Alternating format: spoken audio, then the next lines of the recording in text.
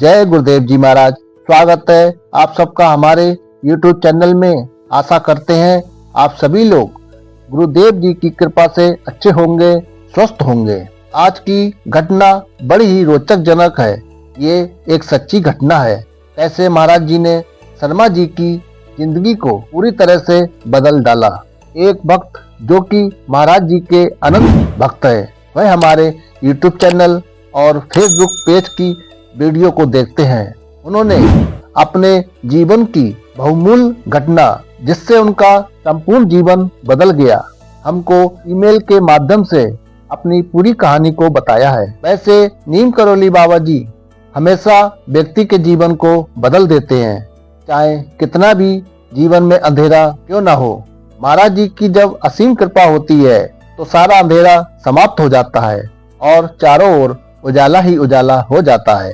तो आइए अब आगे बढ़ते हैं सच्ची घटना की ओर। ये घटना गाजियाबाद के DK शर्मा जी की है। शर्मा जी ग्रेजुएट करने के बाद इंजीनियर में डिप्लोमा किया।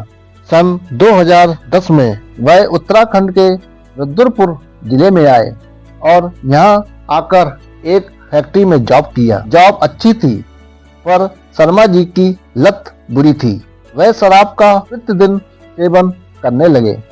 आदत दिन प्रतिदिन शराब की बढ़ती जा रही थी। रुद्रपुर में रहने के उपरांत उन्होंने किसी के मुख से नीम करौली बाबा जी के बारे में सुना और वह उनका स्मरण आदि करने लगे।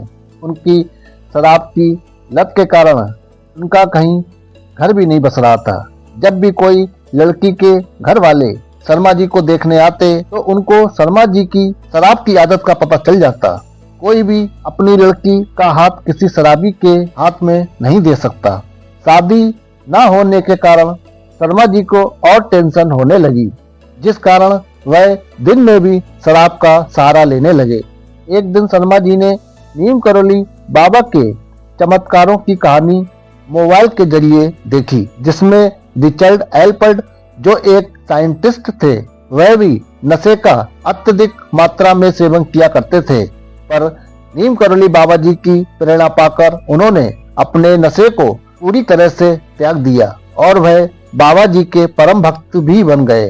साथ ही साथ उन्होंने बाबा जी के चमत्कारों के ऊपर एक पुस्तक भी लिख डाली। यही सब चमत्कारों को पढ़कर शर्मा जी ने नीम करौली बाबा जी को अपना गुरु माना और अपने आप से नशा छोड़ने का प्रण किया। वह प्रतिदिन हनुमान चालीसा का पाठ करने लगे और महाराज जी का स्मरण भी करने लगे। 2015 में शर्मा जी ने अपनी शादी के लिए ऑनलाइन रजिस्ट्रेशन कराया और इसी के चलते सन 2016 में उनको एक रिश्ता बम्बई से आया। वह महाराष्ट्र सरकार में क्लास 2 अधिकारी थी। महाराज जी की कृपा के कारण शर्मा जी का उस क्लास 2 अधिकारी के साथ रिश्ता जुड़ गया और दोनों का विवाह संपन्न हुआ। विवाह के बाद शर्मा जी ने उत्तराखंड की जॉब का रिजाइन कर दिया और अपनी पत्नी के साथ मुंबई में रहने लगे। उन्होंने अपनी जॉब भी मुंबई में ही ढूंढ ली। शर्मा जी ने कहा है कि वह 6 साल उत्तराखंड के रुद्रपुर जिले में रहे। वह महाराज जी का नाम का स्मरण रोज प्रतिदिन किया करते थे, पर कभी भी उन्हें दर्शन करने के लिए कैची धाम नहीं जा पाए, जबकि रुद्रपुर से कैची धाम की दूरी लगभग 75 किलोमीटर है। उनका कहना है कि महाराज जी ने कभी उनको बुलाया ही नहीं। वह जब सोचते थे कैची धाम जाने की, तब कोई न कोई समस्या आ जाती थी। पर शर्मा जी ने अपना विवाह करने के तुरंत बाद कैची धाम जाने की योजना बनाई और वह महाराज जी के दर्शन कर पाए। उसी समय उन्होंने अपने आप से वायदा किया हर साल कैची धाम आने का, और शर्मा जी हर साल कैची धाम महाराज जी के दर्शन करने और उनका आशीर्वाद लेने आते हैं। शर्मा जी का कहना है कि महाराज जी पहले अपने भक्त पर पूरी कृपा करते हैं और फिर बाद में दर्शन के लिए कैची धाम बुलाते हैं। भक्त कोई भी कैची धाम अपने मन से नहीं जा सकता, वही कैची धाम जा सकता है जिसको महाराज जी का आदेश होता है। महाराज जी की महिमा अपरंपार है। वो कब क्या कर दें ये किसी को मालूम नहीं होता। इसी के साथ वीडियो को समाप्त करते हैं। मिलते हैं अगली एक नई वीडियो के साथ। तब तक के लिए जय सिया राम।